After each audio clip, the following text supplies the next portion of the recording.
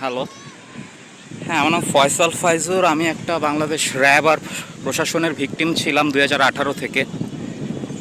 আমি ওদের ক্রসফায়ারের সাক্ষী এবং মারাত্মক একটা ডেডলি ওয়েপন আমেরিকান এবং রয়ের ইন্ডিয়ান মৌজো এবং ভিকটিমের শিকার ছিলাম।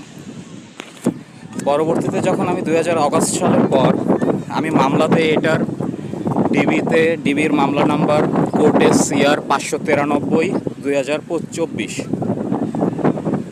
আর কমিশনে অভিযোগ করি গুম কমিশনে।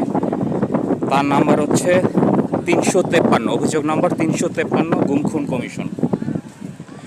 আমি দুই জায়গায় আমার স্টেটমেন্ট দিয়েছি যে এবং র্যাব মিলে কিভাবে আমার শরীরে অস্ত্রোপচার করছে BCI এবং মোজোলেন্সের। তাদের ক্রসফায়ারের সাক্ষী আমি, তাই তারা আমাকে মারার জন্য এবং ন্যাচারাল ডেথ দেখানোর জন্য এই স্পাইওয়্যার টুল ব্যবহার করছে।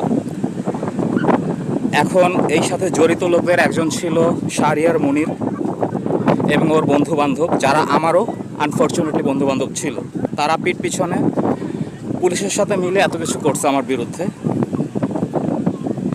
পরবর্তীতে শাহরিয়ার মুনির আমাকে একটা মেয়ের সাথে সম্পর্ক করায়, যাতে ওই মেয়েরে দিয়ে আমাকে ফাঁসাইতে পারে মিথ্যা মামলায়। তো আমার এই অভিযোগপত্র ডিবি এখনও দেয় নাই। আমাকে সালমান শাহের মতো করে রাখছে, সাগর রুনির মতো করে রাখছে আমার মামলা। এবং তারপর ডিবি পুলিশ আমাকে একটা ভুয়া বিয়ে দেওয়া নারী নির্যাতন মামলায় ফাঁসাতে চাচ্ছে।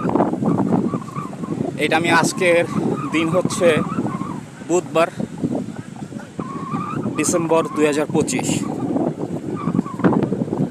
23 তারিখ, 23শে ডিসেম্বর 2025।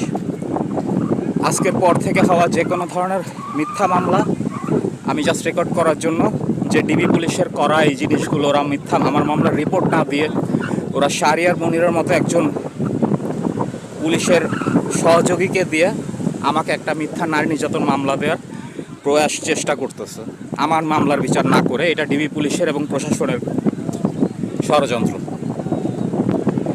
জাস্ট এতটুকু আমি রেকর্ড করে রাখার জন্য এবং আপনাদের জানানোর জন্য, যদি কখনো সরকার আমাকে ফাঁসানোর চেষ্টা করে মিথ্যা মামলায় আওয়ামী লীগের মতো। Thank you.